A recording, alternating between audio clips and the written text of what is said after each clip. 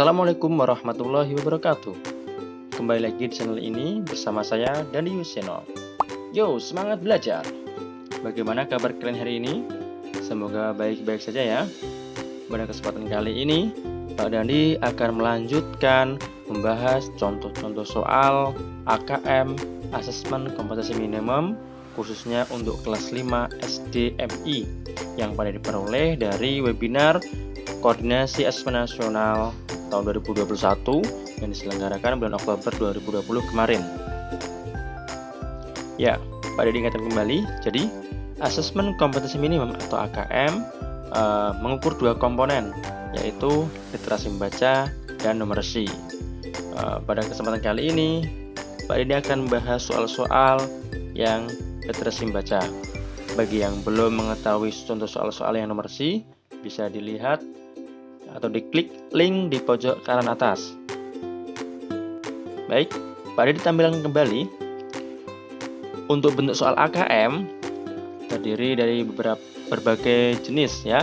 Ada pilihan ganda kompleks, menjodohkan, isian singkat, dan esai atau uraian.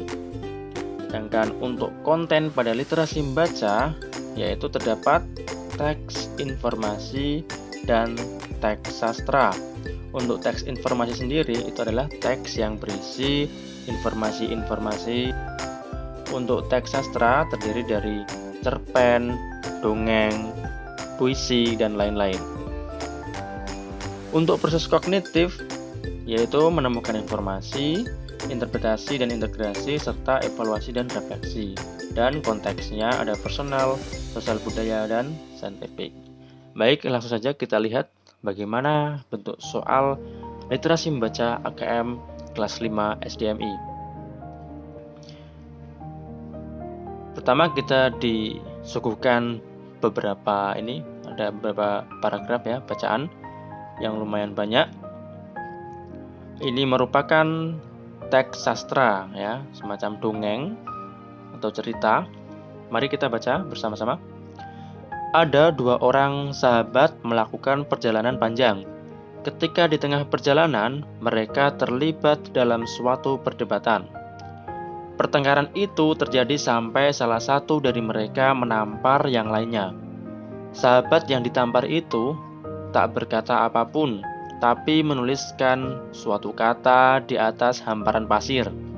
Tulisan tersebut berbunyi, "Hari ini teman baikku menamparku." Walaupun mereka bertengkar, tapi tetap melanjutkan perjalanan bersama. Saat di perjalanan, mereka menemukan sebuah sumber air dan memutuskan untuk mandi. Namun, malang nasib teman yang ditampar tadi. Ia tergelincir dan hampir tenggelam di dalam sumber air tersebut. Melihat itu, tentu saja teman yang menampar tadi menolongnya dan ia pun selamat. "Hari ini teman baikku menyelamatkan nyawaku," ukirnya pada sebuah batu. Teman yang telah menampar dan menyelamatkan nyawanya tadi bertanya, "Mengapa saat aku menyakitimu, kamu menulis di atas pasir? Sedangkan saat aku membantu, kamu mengukirnya pada batu?" Kemudian ia menjawab, "Karena menulis di atas pasir mudah terhapus oleh sapuan angin, sedangkan mengukir di atas batu tidak mudah hilang oleh terpaan angin kencang sekalipun." Wah, bagus sekali isi teksnya ya. Kita lihat pertanyaannya. Yang pertama, tentukan setiap pernyataan berikut sesuai dengan isi teks ataukah tidak. Ya, bentuk soalnya jadi ada pernyataan, kita disuruh milih sesuai atau tidak. Pernyataan yang pertama, perjalanan kedua sahabat kemungkinan melewati padang pasir. Sesuai atau tidak? Ya, kita harus bisa memahami isi bacaan ya. Jadi tadi si sahabat yang ditampar menuliskan kata-kata, "Hari ini teman baikku menamparku di hamparan pasir." Jadi mungkin ya sesuai karena ada hamparan pasir yang menyatakan bahwasanya perjalanan kedua sahabat kemungkinan melewati padang pasir. Jadi untuk pernyataan yang pertama kita jawab sesuai. Untuk pernyataan yang kedua, kedua orang tetap bersahabat dalam kondisi marah maupun susah. Ya, ini juga sesuai karena tadi ada pernyataan walaupun mereka bertengkar tapi tetap melanjutkan perjalanan bersama. Meskipun bertengkar tapi tetap bersahabat. Baik, untuk pernyataan yang ketiga, pesan yang baik dituliskan di atas pasir dan pesan yang buruk dituliskan di atas batu.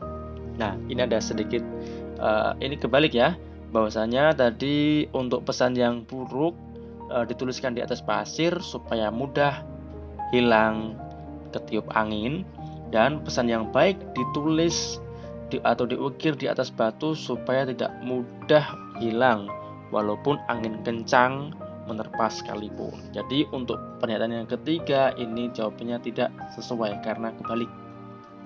Untuk soal yang kedua, pilihlah pesan-pesan yang merupakan simpulan dari isi teks. Ini merupakan pilihan ganda kompleks, jadi kita bisa mengeklik atau memilih lebih dari satu jawaban. Yang pertama, jangan mengingat kesalahan orang lain terlalu lama. Kira-kira benar apa tidak? Ya, benar. Karena tadi meskipun teman yang disakiti, tapi tetap mau bersahabat dan menuliskannya di atas pasir, artinya supaya mudah hilang, tidak mau menyimpannya untuk terlalu lama.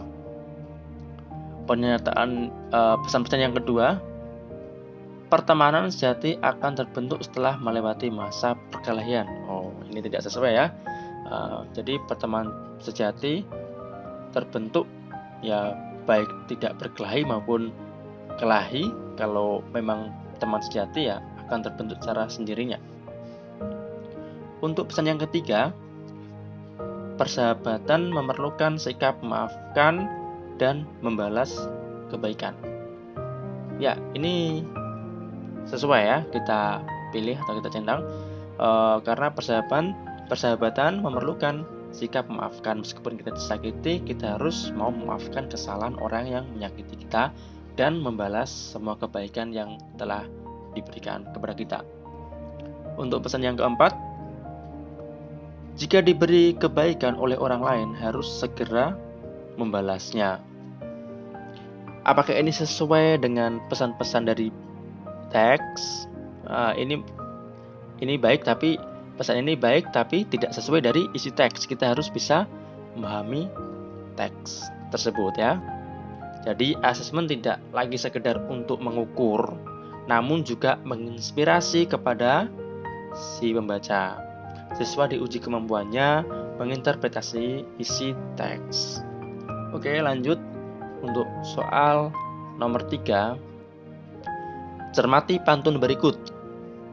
Jika ada jarum yang patah, jangan disimpan di dalam peti. Kalau ada kata yang salah, jangan disimpan di dalam hati.